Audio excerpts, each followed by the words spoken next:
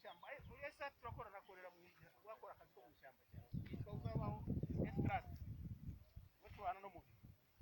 hanyuma Shangria uriya yitwa Shangria Richard nawe yavuye muri Kongo nawe ni yakore hanyuma arabandi arundi Champo nabo yitwa nawe akora muri parike akora muri Karisoke ariko mu minsi mike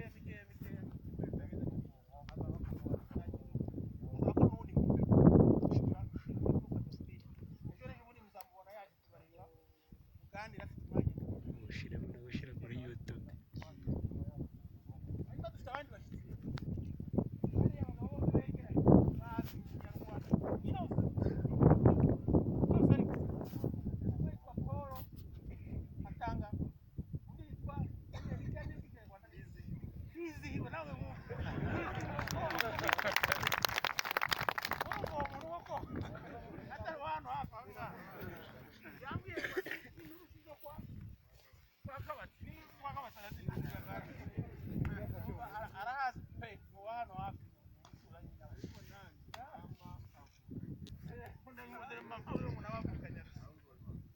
n'abavandimwe bacu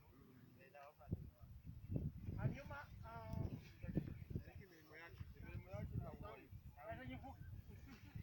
abantu musinya amasezerano y'iwacu ndagaruka kuri saa iyo mugiye abantu basinya kontra zacu murazibuka ni hasi hariyo haba tutatu bamwe ni kari nayo akora mu byo bita WWF numwe watera nkunga bacu abantu batatu babatera nkunga bacu mu WWF uyu we akomoka muri Gabo ni muri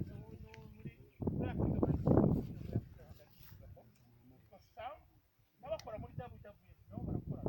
ariko we ubu ngubu akorera umubiri abandi babiri twazanye batabashobora hano umwe n'umwunzi uri akazi abasozi bapo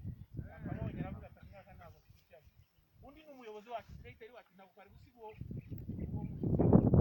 uvuye mu mahanga wenyine yabaye umunsi ukira sigara nara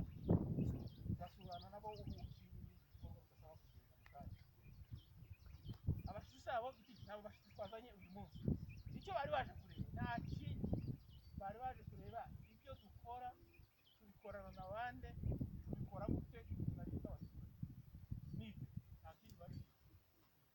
umwihariko wa cyane rero watumye baza hano nuko mwebwe muri umurenge mpuzamahanga mu murenge muhuriyeho n'ikindi gihugu mutandukanye n'abanyakinigi n'abaye kuko bahurira mu ishyamba hagati ariko mwebwe hano dore irimo ngibyo nibihe bibazo bikwiye kuba abantu bahuriwe n'ibihugu niyo mpamvu bahise kubaza cyaka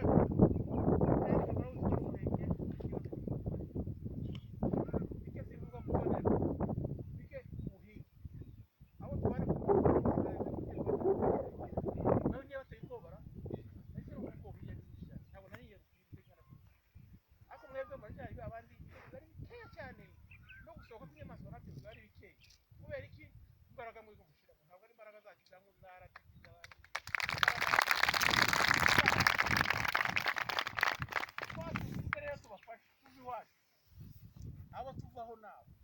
bari bakwiye kwirebera n'amaso yaba ni bandikira muri ubwo babibonye icyo bazakora kubona byo babibonye mukora umuganda muri benshi muri byiza n'ibandi bagira ngo bakubuye iriya ni byiza inyamaswa cyo niko twavuze ko nta kintu twakora uretse cyo tugenge twakora ibyo byose kugira ngo tuzirinde twebwe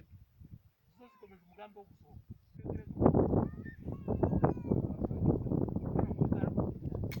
ariko hagati hano tukabona abantu bagiye gusarura bavuga ati hari icyapa ndetse icyapa iyo tutajya kuba hari aho bishinga hasa mama rero mirimo mukora turayishimira kandi ko dukorana n'inzego z'ibanze n'ubwanyu kugira ngo abaturage basarure ariko tubungabunge